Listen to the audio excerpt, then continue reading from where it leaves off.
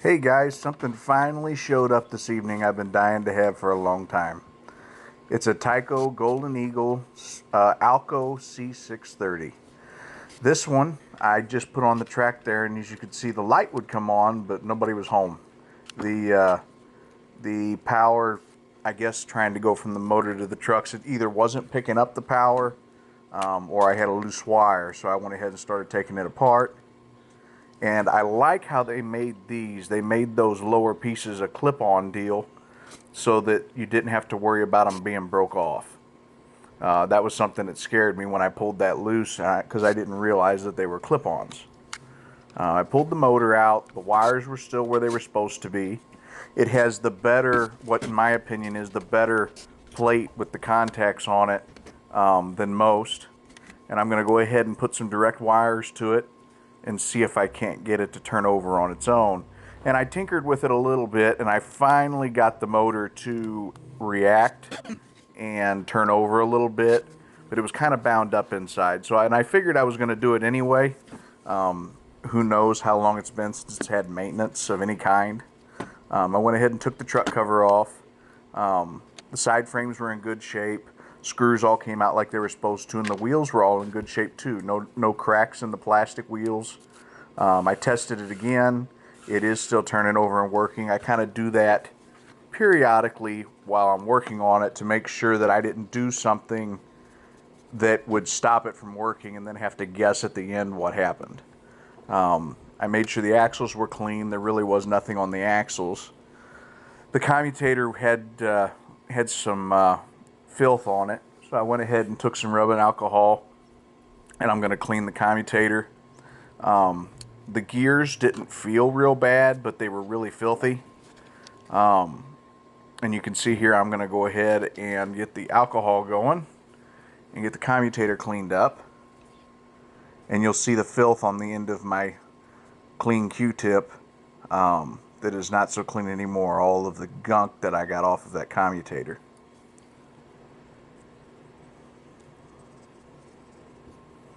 And I tend, as soon as I put the rubbing alcohol on, to try to get it right back off with the other end of the Q-tip. And then I take a Q-tip, or I take a toothpick, and I go through all the little cracks in the commutator and go ahead and try to pull all the soot and stuff out of it too. And here I'm going to go ahead and pop the gears off, and watch this. You can see the garbage that was in under those gears. All the filth and the hair and possibly some steel wool I think I found in there too. That is just no good to be getting up in a motor.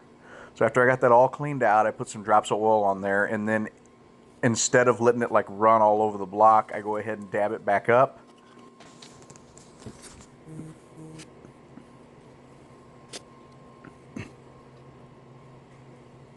You can see here I'm still kind of working on that commutator a little bit.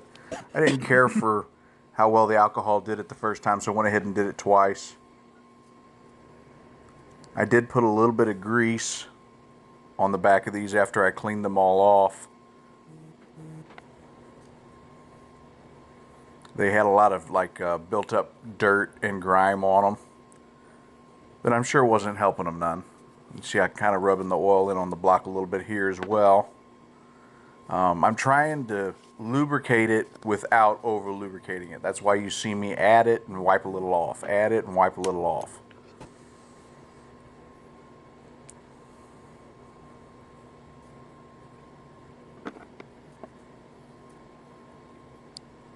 I went ahead and put my brushes in the alcohol and let them soak for a second, and now I'm drying them off with a paper towel.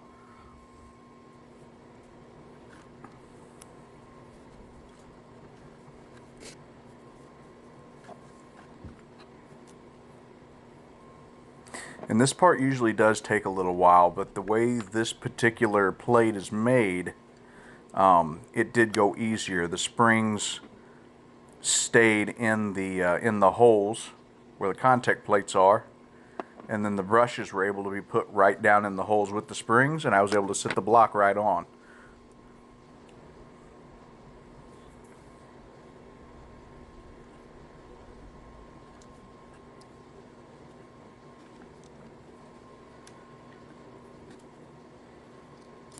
Then I went ahead and put the screws in, and this particular model has a copper tab that helps hold the wire up and I guess away from the motor on the back side of the block closer to the fuel tank. And that's kind of handy to have the wires run through to keep them running tight and away from the block instead of getting like hung up anywhere inside when you're trying to put it together as well. You can see I'm kind of trying to tuck them into that copper piece there. And I've got that tightened down. I've got both screws tightened down to that plate, and I'm going to go ahead and test it again. As you can see here, the light comes on and the motor comes on, and it just kind of needed a little bit of break-in time. I did hold the wires on there off screen just a little while to let the motor run and maybe burn off anything that might have dripped in onto the commutator. That way it would work well. After I got that done, I went ahead and popped the motor right back in. Off screen, I did take the rear truck off and just put some contact, or I say contact grease, but like dielectric grease on the rear axles. Makes them turn a little easier, and then they can still pick up electricity. Here I'm sitting the axles back in.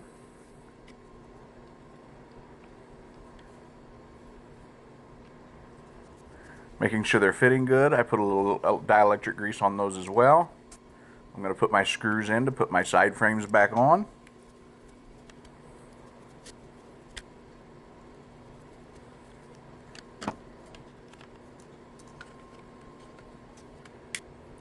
I wanted to make sure that the spring that sits on top of the engine block was in there right so that the truck rides correctly.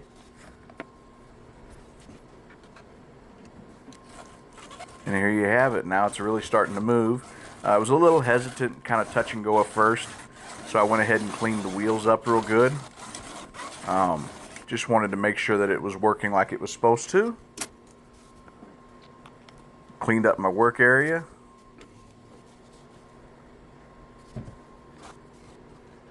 And I went ahead and used the, like I said, I cleaned the wheels up. I put rubbing alcohol, and you can see the filth coming off the wheels, but just put a little rubbing alcohol on a paper towel and then drag the locomotive while it's running across them. Don't push down real hard and like bog the engine down. You take a risk on being hard on it. But this is the finished product, guys. Thanks for watching. If you would subscribe to the channel, I'd like to do these live soon for you guys to watch. If you have any questions, feel free to ask.